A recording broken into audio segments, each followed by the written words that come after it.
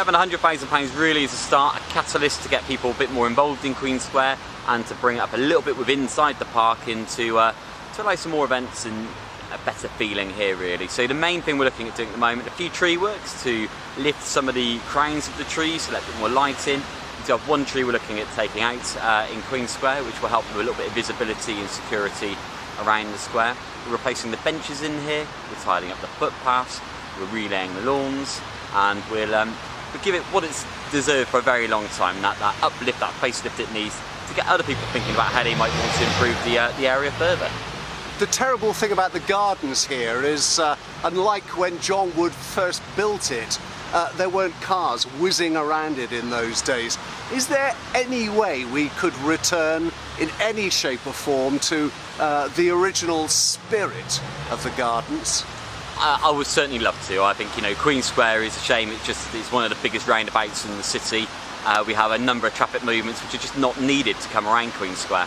So the first measure is the temporary measure by changing a small corner to allow us the traffic movements to move differently, to allow us to close two corners of the square. I really do think once those two corners have been closed a number of times over the next year, I think people will be saying to us, actually this can work. People get very nervous when we talk about road closures in Bath City Centre. I think if we can prove it can work, we show them a very practical way it can work, people will be saying to us, let's do this, let's make it something permanent. What's the first event you're actually going to try that out on?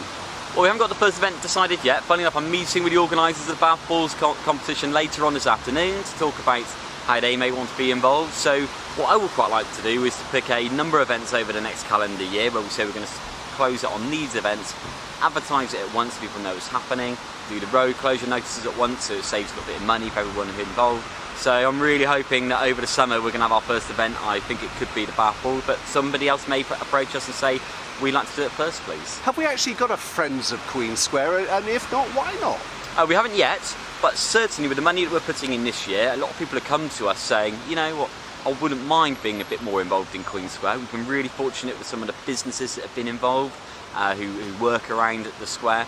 They've been involved in helping with small receptions, loaning their rooms, and been involved with the consultation about what we may see longer term for Queen Square. So I'm starting to see that inkling of maybe a Friends of Queen Square coming through.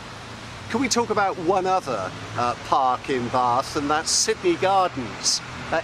Everybody is going over and peering into the sinkhole that's appeared, you know, just beyond the rear gate to the Holborn Museum. What's happening there? Do we know what caused it and what's being done? Well, I was told in the end it was something quite natural. We had to get the archaeologists literally to look into it and find out what was happening beneath. It looks like it was probably something to do with water tables and the heavy rain we had last year, the ground beneath drying out, and that's what caused the gap. We're quite happy there's no archaeological find under there. There's no big Roman fort, but that would now be excavated under supervision of archaeologists to make sure that there is nothing there.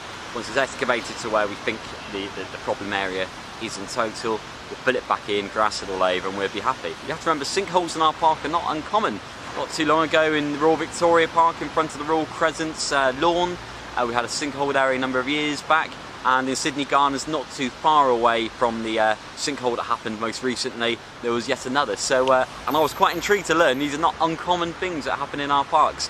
And it may be from natural causes, and some people say it could be where people in the past have excavated to see if they could find any other, maybe Roman baths or Roman fortress or any other hoards of money. They also say it could be something to do with that that's made the land different. I'm just wondering, we're talking about what, a 10-week closure here while the work is done? Sydney Gardens, of course, next year, it's the year when Network Rail pass through there doing their electrification. Do you know yet, as they've just announced they're going to hold public meetings, do you know yet whether that is going to affect people using Sydney Gardens next year? Well, you know, the great thing is Network Rail have worked with the council very closely about what their works need to look like, and we're just working through the finer parts of actually how long the closures will take and what area of the Sydney Gardens they need to take out of public use. So we're going to have a little bit more detail on that over the coming months. I think Network Rail, in all fairness to them, haven't known until quite recently themselves how that will look, and they're not making final decisions until they've spoken to the public. And over the coming weeks, I know there are some more public consultations around that. I'll be at those as well, speaking with Network Rail quite closely to make sure we get what we need in Sydney Gardens.